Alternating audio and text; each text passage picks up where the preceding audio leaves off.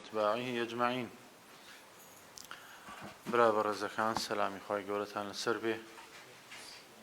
أمشو هجدي مانجي جمادي دوهما كشش مانجا لمانجي جيري كان صالي 1442 هجري برامبر بسي يكي 2021 درسي بيستامين لشرح أقيد الطحاوي كشتن بباسي وجاري كدي كالشيخ الطحاوي درات سباسي قدر وأصل القدر سر الله تعالى في خلقه لم يطلع على ذلك ملك مقرب ولا نبي مرسل والتعمق والنظر في ذلك ذريعة الخذلان والتعمق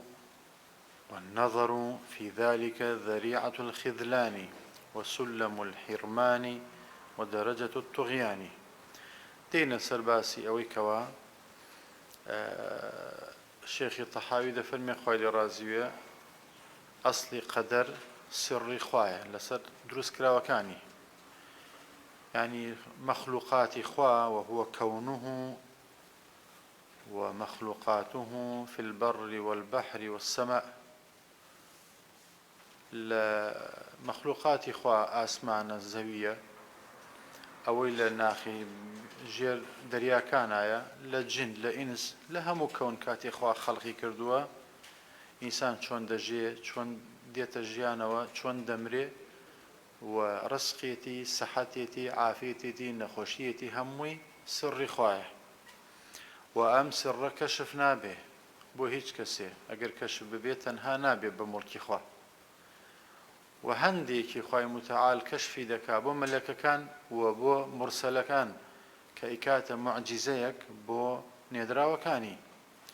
ولا درساني بيشوشا قلت ما خواي متعالى فرمي جل وعلا إن كل شيء خلقناه بقدر حموشتك ككلمة كل هاد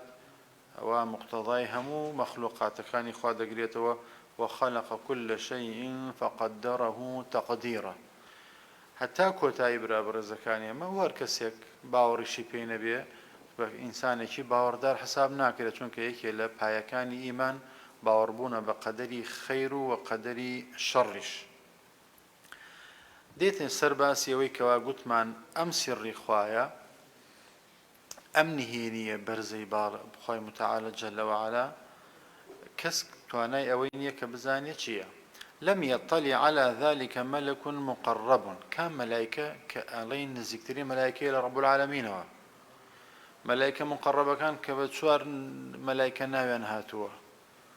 هیچ لمانج أو زانستانية ولا نبي مرسل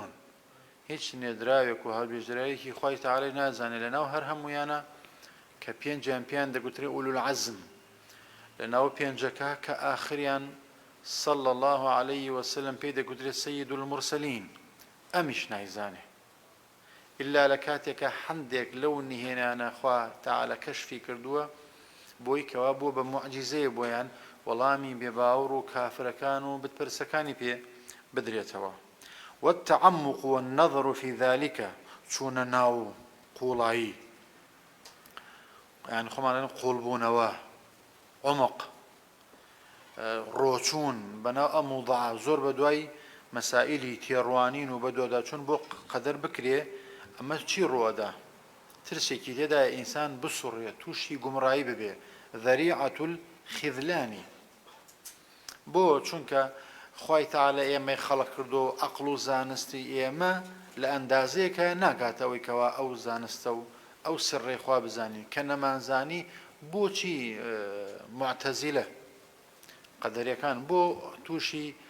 لادان لە ڕێگەی حەقیقەت و شەریعەت بوون لەبەر خاترەوە ئەوەندە ڕۆشتن تا عەقڵیان ناگاتە کۆتاییەکەی ناگاتە ئەو پلەی کەوا پێویستە ئەو کاتە تووشی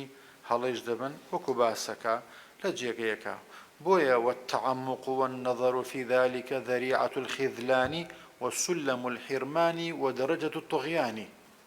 ئەمەی کەوا دەبینین کە خەڵک هەوڵی بۆدا هەندێک کەس کەوا دەبێتە دەرەجەیەک یعنی دەبێتە سولەم دەبێتە پەیژەیەک دەبێتە نەردەوانێک گەرمیانی واتەنی بۆ کوێ بۆ گومڕابوون و ئینسان دەخاتە ناو بێبەشبوون لەو ڕەحمەتە ولو زانستە بۆیە هەمومان بەیەکەوە دەزانی کە خۆی متعال جل وعلا هیچ کەسێ سزا نادا بەڵام علمی بە هەمووی هەیەکەوە عەبدەکانی چی دەکەن و چی ناکەن فالحذر كل الحذر شێخی تەحاوی دەفەرمێت ئینسان ئەبێ وریا بێ بە وریابوون لە مەسەلەی قەدەرە زۆر ڕۆ نەچێ ئەوەندەی پێویستە وەکو ئەهلی سونە و جەماعە و سەلەفی ئەومە خۆیان لە ڕازی وێ تاکوێ پێویست بۆ قسەیان لەسەر کرد لەگەڵیان ڕۆیشتن بەڵام لە هەر جێگەی کە توانا نەما ئینسان دەوەسێ لە ئاستی ئەوەدا من ذلك نظرا وفكرا ووسوسة هەر زۆر ڕۆیشتی ئەو کاتە تەفەکوری خراو ڕۆدا بەڵێ پێغەمبەری خوا فەرمی عەلەیهی سەلات وسەلام هەندێک خەڵکانێک هەیە لە ئیبلیس وەمایان وەرگردووە پرسیارت لێ دەکەن ئەمە کێ خەڵقی کردووە خوا ئەی ئەمەیان خوا لەگەڵت دێن تا ئەی خوا کێ خەڵقی کردووە ئەوسان دەواتە ناو ئەفکارێکی خراپەوە و وەسوسەیەکیش بۆ ئینسان دروست دەکا کە وەسوسە زاڵ بۆ ئەو کاتە بڕیارەکانی ناو قەلب ناو دڵی ئینسان بەرەو خراپ دەدرێ بۆیە دەفەرمێ فإن الله تعالى طوى علم القدر عن أنامه خوای متعال زانست و علمی دەربارەی قەدەرەکەی لە عەبدەکانی شاردووەتەوە ئەگەر هەموو عەبدێ پێی بزانێت چۆن پێی دەوترێ سر الله تعالى على خلقه ئەبێ و تعریفە هەڵەیتیا بێ بیگۆڕین باشە ئەگەر سری خوا هەموو عەبدێ بیزانێ کەی سرڕە ئەو جاکە چه فەرقێک هەیە لە بینی خالق و لە بینی مەخلوقە بەمانە ئینسان هەر جارێک ئەڕۆینە خزمەت خالق دەزانیکەوە فەرق چیە لە بینی خالق و مەخلوق ولله المثل الأعلى بۆیە فإن الله تعالى طوى علم القدر عن أنامه ونهاهم عن مرامه كما قال الله تعالى في كتابه أو جاخوان نهيشي كردوا لچی لەوەی زۆر بە دوای قەدەرا بڕۆین لەوەی کە زۆر ڕۆ بچین بڕۆین بە ناو قۆڵایەکەیە بۆ خوا نەهی لێ کردووە چونکە ئەقڵێتی ئەمە ناگاتە ئەنجام چون لە علمی خوا هەیە لە علمی خوا هەیە بۆیە ڕەب العالەمین جەل وعەلا یەکێ لەوانەی کە ئینسان لە باسی قەدەرە ئەمە بۆچی خوا ئەمەی دروست کرد بۆ ئەمە ئێستا مرد بۆ ئەم زاڵمە نامرێت بۆ ئەمە ناڕوخێ بۆ ئەو زۆری هەیە بۆ ئەم کەمی هەیە بۆ ئەو لە ساقە بۆ موسڵمانەکە زەلیلە بۆ بێدینەکە عیزەتی هەیە بۆ موسڵمانەکە کەم دەستە بۆ ئارەخۆرەکە دەستی چاک دەچێت بۆ موسڵمانەکە موسیبەت و بەڵاو نەخۆشی و منداڵ و چی هەیە بۆ بێدینەکە هیچ ئەمانە نییە ئەمانە ئەکرێ بەرامبەر بەخوا بوترێ لا يسأل عما يفعل پرسیار ناکرێ لەوەی خوای تەعالا بۆچی ئەمەی فەرموو بۆچی ئەمەی کرد وهم يسألون بەڵام ئەوە با بزانین کەوەی کە پرسیار دەکا خوایە ئەوەی پرسیاری لێ دەکرێت مەخلوقی خوایە بۆ ئەوەت خوارد کە نابێ بۆ ئەوەت وت کە نابێ بۆ ئەوەت بیست کە نابێ بۆ ئەوەی بۆی ڕۆیشتی کە نابێ بۆ ئەوەی کەوا لێوە هاتی کە نابێ ئەمانە خوان لێمان دەپرسێتەوە نەکەوەی کەوا بەندە مەخلوق لە خالق بپرسێتەوە بێگومان نابێ بويا الشيخ طحاوي خوين قولي للرازي فقد رد حكم فمن سأل لما فعل فقد رد حكم الكتاب هر کس يبرسي خوا اما بو چی وایا اما بو خواای کرد او بواته امر یا رب وایا بو حشتر حلاله بو براز حلال نیه اي فرق يعني چی دو گوشتي برازقه نرمتر و خوشتر و چیتر تا اخرکی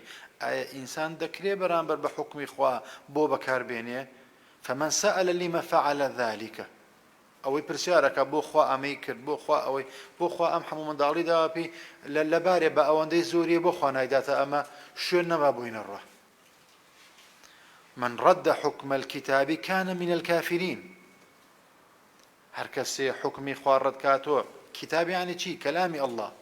يعني ئەو حکمەی کە خوا ئەو شەریعەتە لەسەر ئەرزایە نەک هەر قورئان وەکو معتەزیلەکانی سەردەم واتە سونەتیش بويا شيخ الطحاوي ما بس له كتابك الإيراد تنها قرآنية ما بس إلى منهج الشريعي إسلام من رد حكم الكتاب كان من الكافرين هر حكم شي خواي ومن لم يحكم بما أنزل الله بو خواي متعلق قرآني بيروزة بلسيجك ومن لم يحكم بما أنزل الله فأولئك هم الفاسقون ومن لم يحكم بما أنزل الله فأولئك هم الظالمون ومن لم يحكم بما أنزل الله فأولئك هم الكافرون بجوري حكم نكردنك بو شخصك قرانكاري بسر شي هذا حكمك شادي كسوايا قبولتي حكم الإسلام پێی تەطبیق ناکرێ سەرپێچی تیاکە ومن يتعد حدود الله ئەوانەی کە حدودی خوا دەشکێن ئەمە کافر نییە ئەمە فاسقە ئەمە زاڵمە لەلایەکی دیکە بەس ئەوەی ڕەدی دەکاتەوە یعنی کەسێک دێت بەردەوام مەشروب دەخوات دەڵێ خوش حرامی کردو بۆم تەرک ناکرێ یا تلیاک کردو لە ڕووی بەڕێستان ئایا ئەم کەسێک کافرە بێگومان نە بەڵام ئەوی حکومەکەی خوا دەگێڕێتەوە با نەیشی خواردووە کەسێ لە تەمەنیا مەشروبی نەخواردە بەس دەڵێ حرام حرامی چی ئەمە کافر دەبێ بەهۆی کەوە حکمی خوای ڕەت کردووەتەوە ئەوەش کە بەردەوام خواردوێتی نە ئەوەش بەردەوام خواردوێتی وادەم ئەڵێ باوەڕم بە حکومەکە هەیە کافر نییە بەس لە کەبائیردایە لە گوناهی کەبیرەدایە بۆیە ڕەتکردنەوە لە مەسائلی قەضا وەالقەدەرە لەوەی کە خوا پێمانی داوە شروطی لا ئیلاهە ئیلا الله لە تەوحیدا ئەوە چییە ڕازی بم بە تەقسیمی خوا یەکێ لە شەرتەکان بەو تەقسیماتەی لە ڕزقا بەو تەقسیماتەی لە تەمەنما بەو تەقسیماتەی لە ئەولاد و لە ماڵ و منداڵ و لە ڕوتبە و لە خوێندون و لە دەرەجە و حتاک و مەعیشەت گشتی پێی ڕازی بین وەیە بەڕاستی دەفەرمێ من ڕەد حکم الكتاب كان من الكافرين ئەڵێ کوتی وەختی خۆی پیاەک نوێژ شێت دەکرد ئەیوت ئەبوایە خوای تەعالە سێشتی خەڵق نەکردایە ثلاثة ما كان على الله أن يخلقهم أمس أنا بوا أخوة درسينا كذا اليهود والفرس والذباب أخوة أبوا يهود وفارس ميشو ليش خلنا كذا دائما في كافر دبه شون لما فعل أبو أخوة دقتري أخوة برسيان من يدك فهذا جملة ما يحتاج إليه من هو منور قلبه من أولياء الله تعالى ئەوەی کە هەمووی باسمان کرد کە پێویست بوو باس بکرێ ئەمە ئەوەی پێویست بوو گوتمان کە پێویستە هەموو دۆستێکی خوا بیزانێ